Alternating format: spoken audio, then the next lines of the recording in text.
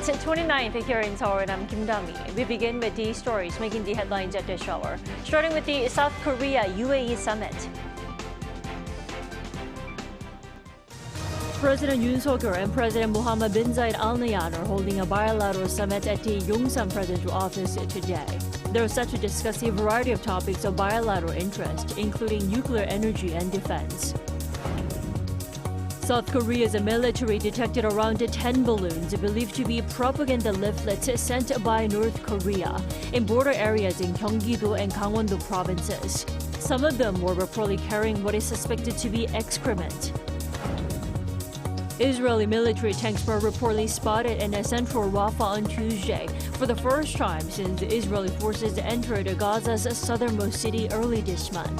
The U.S. remains committed to aiding Israel with military support. President Yoon Suk-yeol will hold a bilateral summit with United Arab Emirates President Mohammed bin Zayed Al Nahyan on Wednesday at the Yongsan presidential office. On Wednesday morning, Yoon will greet his counterpart with an official welcoming ceremony featuring the Air Force's Black Eagles aerobatic team. During their talks, they're expected to discuss energy, nuclear energy, trade and investment and defense, and sign bilateral deals before an official luncheon. Now, on Tuesday, the leaders met for an afternoon of cultural activities. Joined by First Lady Kim Kwon-hee, they began with a visit to the 15th century Changdeokgung Palace in Seoul, where they watched a traditional court dance and had tea before moving to the presidential palace of Cheongwadae for a dinner banquet. Upon the UAE leader's entry into Korean airspace, 4 Air Force F-15K fighter jets escorted his plane. The welcome for President bin Zayed is the biggest yet by the Yoon administration, marking the first visit by a UAE leader to the country.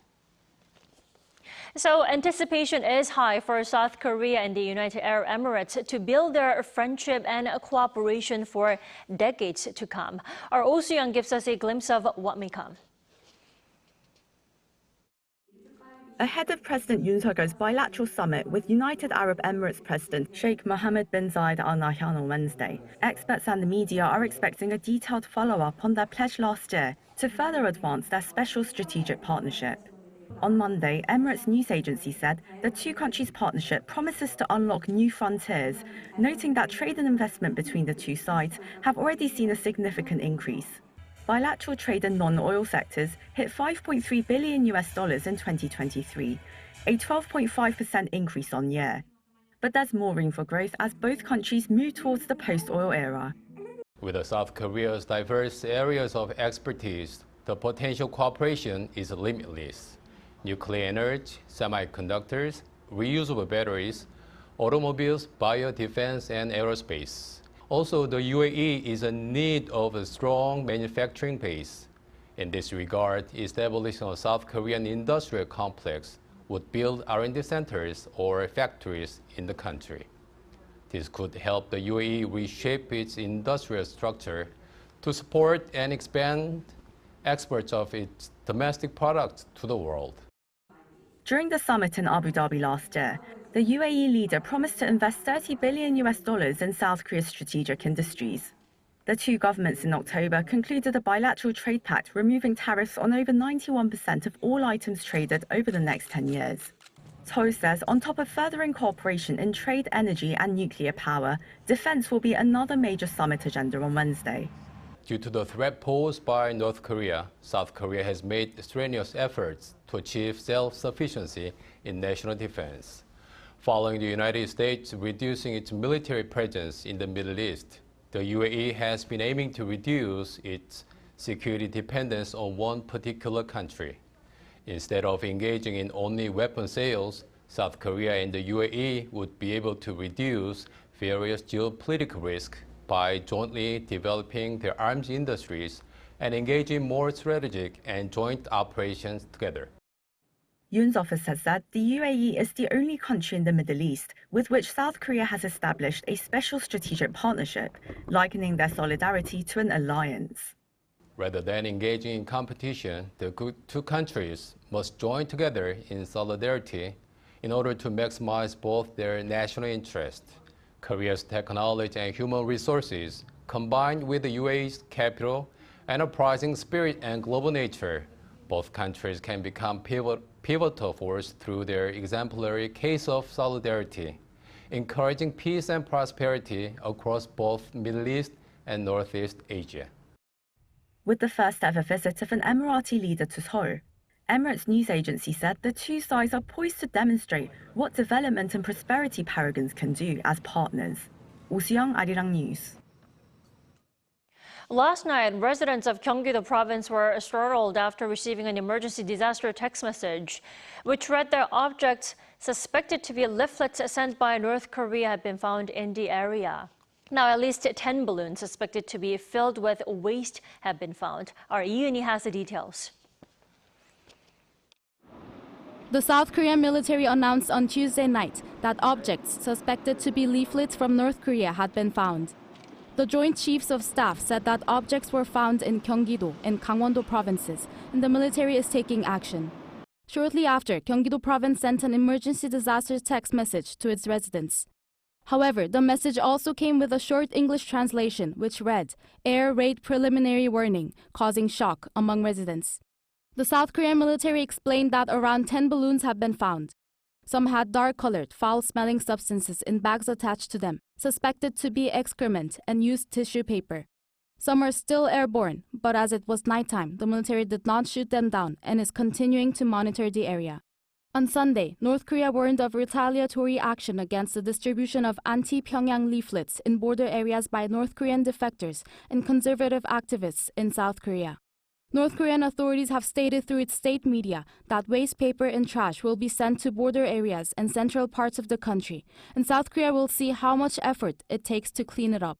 Meanwhile, the South Korean military said that North Korea previously sent balloons filled with waste in 2016, is urging the public not to touch any suspicious objects and to report them immediately. 이은희, Arirang News. Also on Tuesday, North Korea slammed the trilateral summit between leaders of South Korea, Japan, and China that took place the previous day. Experts say Pyongyang's reaction was in fact aimed at China. Our North Korean Affairs correspondent Kim Jong-sil explains.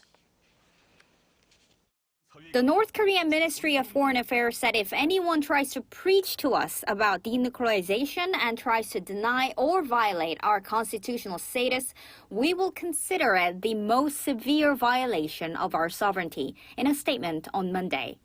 A ministry spokesperson released a statement about 3 hours after a joint announcement in Seoul by the South Korean, Japanese, and Chinese leaders. The three said in a statement that their countries reaffirmed that maintaining peace, stability, and prosperity on the Korean Peninsula and in Northeast Asia serves a common interest and is a common responsibility. And that Seoul, Tokyo, and Beijing respectively reiterated positions on regional peace and stability, denuclearization of the Korean Peninsula, and the abduction issue. A senior official of South Korea's unification ministry said it was rare for North Korea to publicly criticize a summit that China was involved in. The official said that even though Pyongyang's statement appears to be targeting the South, the fact that North Korea used the term anyone in a summit that China took part in was Pyongyang's way of indirectly expressing discontent with China. The North also said the nuclear threat from the U.S. triggered the regime to own nuclear weapons and that the idea of denuclearization on the Korean Peninsula was basically dead. The North is continuing to try to convince the international community that denuclearization is no longer realistic. What it wants is nuclear arms control and not getting rid of them. However, experts added recognizing the North as a nuclear state could set a dangerous precedent as it would undermine global non-proliferation efforts. Kim Jong-sil, Arirang News.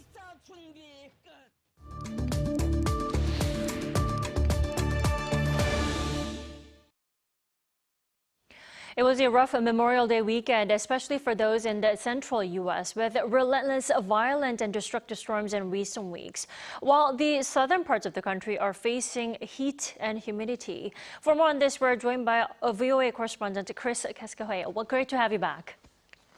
Good to be with you. Chris, give us the latest on the aftermath of the severe weather. Which states were most affected by the deadly tornadoes and thunderstorms? Well, Texas continues to recover from the deadly tornadoes over the weekend. It's also dealing with oppressive heat. And today, strong storms with damaging winds and baseball-sized hail pummeled that large state, leaving more than a million businesses and homes without power. The nationwide death toll includes 7 in Texas, including a mobile home park after a tornado tore through there on Saturday, and 7 dead in Arkansas. 4 of the victims in the tornado in Texas were children. In Kentucky, Governor Andy Beshear said that 5 people had died in his state. Authorities in Oklahoma said 2 people died there. The injured included guests at an outdoor wedding.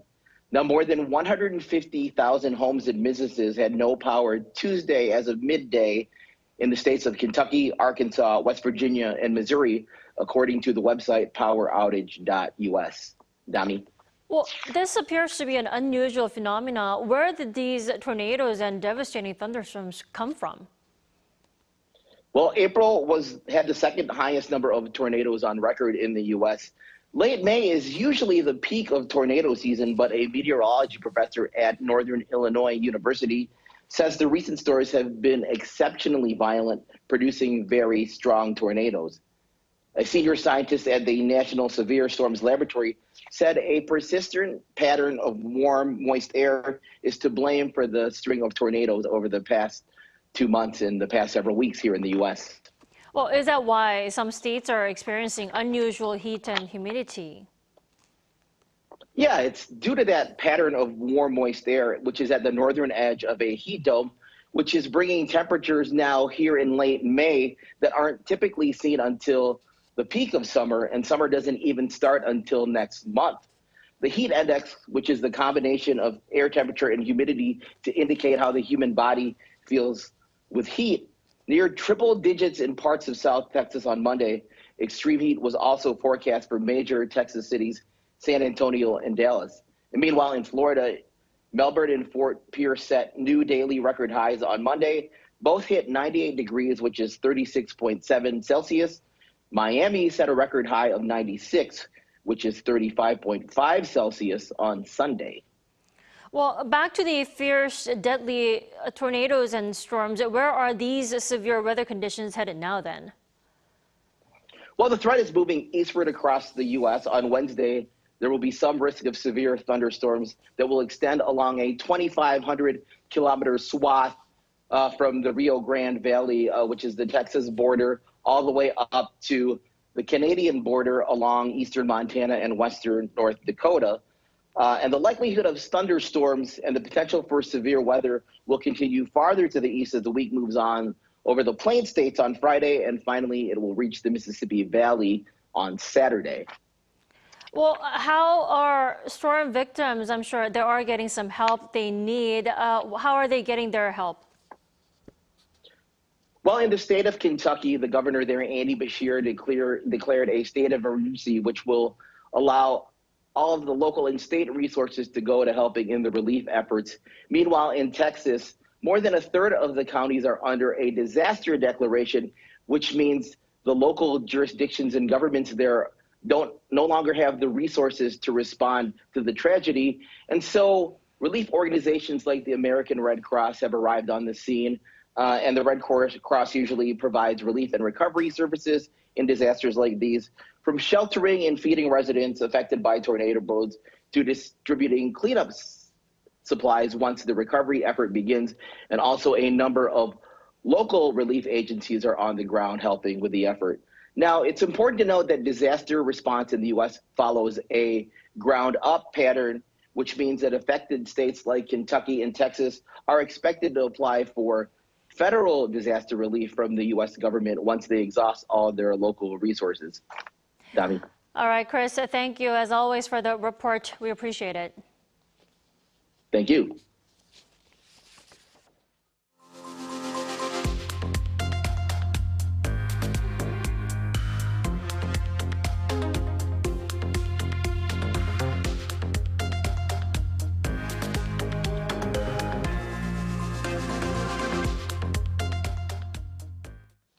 Despite a mixed day on the Wall Street, the tech-heavy Nasdaq closed above the 17,000 mark for the first time on Tuesday. Nasdaq rose just over 17,019.88, thanks to massive gains by U.S. chipmaker Nvidia on the same day. The S&P 500 index rose slightly up 1.32 points. However, the Dow Jones Industrial Average ended trading at 38,852.86, down over 0.5% from the previous trading day. Israeli tanks were seen moving into the heart of Rafah on Tuesday, with Gaza health authorities saying the shelling that followed killed at least 21 civilians. Now, the U.S. says the latest attack does not constitute a major offensive and will continue to assist Israel with military aid. Lee reports. Just days after Israeli airstrikes in Rafah killed at least 45 civilians, Israeli tanks were seen entering the heart of Gaza's southernmost region. Gaza health authorities say the Israeli tanks began firing shells towards what has been designated as a civilian evacuation zone by Israel. Israel's military denied striking the camp, but Palestinian authorities say at least 21 civilians were killed, of which 12 were women. The latest incident took place in Al-Mawasi, an area that Israel has designated as an expanded humanitarian zone. Israel had urged Gazans to evacuate to the area when it began its incursion in early May. Despite reports of civilian deaths in Rafah, Washington says it does not believe Israel has launched a full-scale invasion in the region, adding the latest move by Israel does not constitute a major offensive. We still don't believe that a major ground operation in Rafah is warranted. We still don't want to see the Israelis, as we say, smash into Rafah with large units over large pieces of territory. We still believe that, and we haven't seen that at this point. But we're going to be watching this, of course, very, very closely. When asked whether the Israeli attacks between Sunday and Tuesday would not prompt a U.S. withdrawal of more military assistance to Israel, the spokesperson reaffirmed Washington's stance. U.S. President Joe Biden previously stressed that a full-scale Israeli offensive in Rafah would be crossing a red line and that some arms supplies to Israel would be halted if a major offensive is conducted in the city. Lee Seung-jae, Arirang News.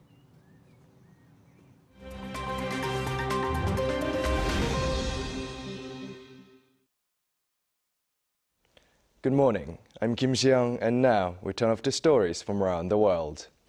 We begin today with former U.S. President Donald Trump's criminal hush money trial and closing arguments by lawyers on Tuesday. A New York prosecutor told jurors that Trump engaged in a conspiracy to corrupt the 2016 election and deliberated a cover-up.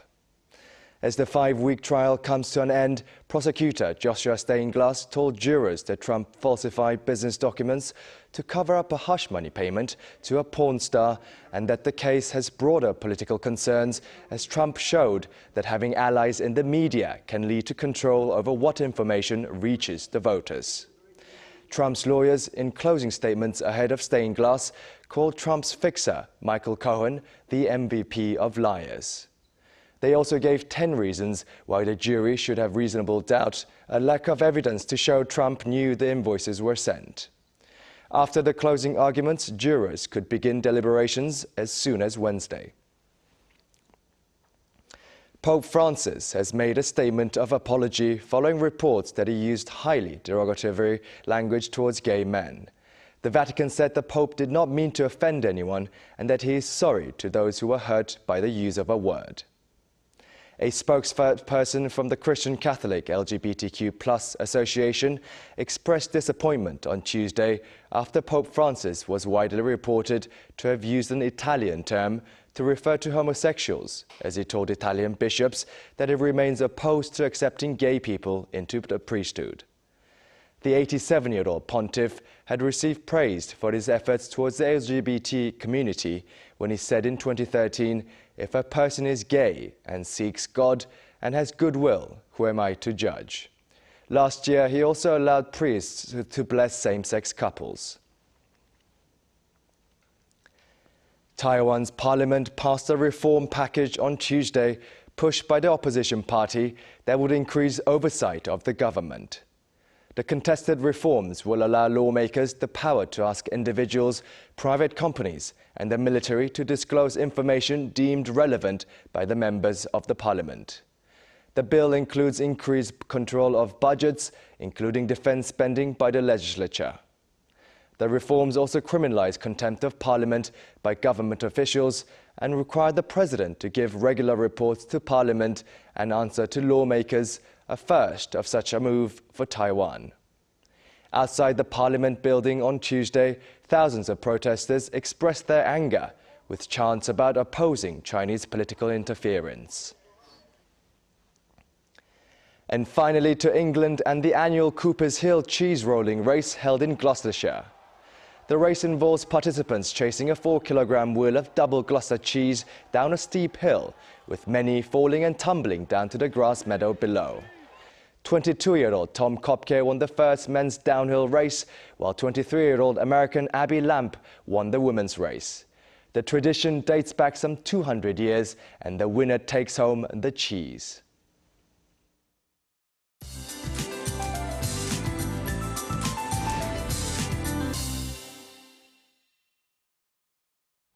Good morning.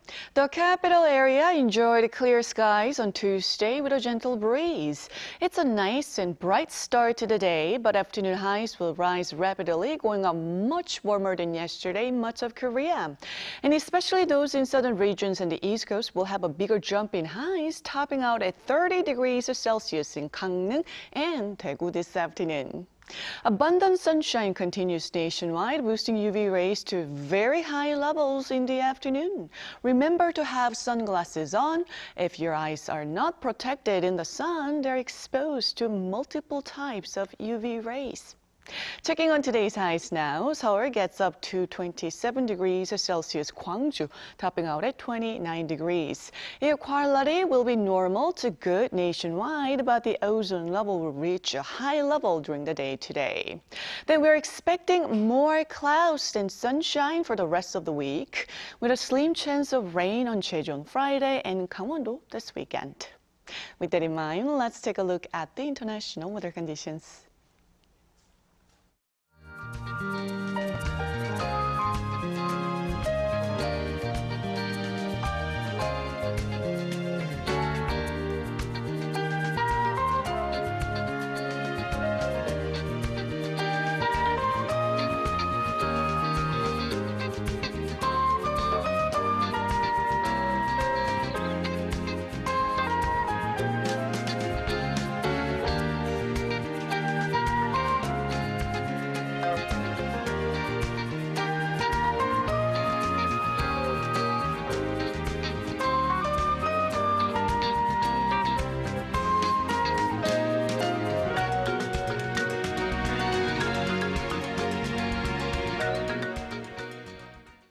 We thank you for watching New Day at Arirang. We'll be back tomorrow at the same time, 9 a.m. Korea time.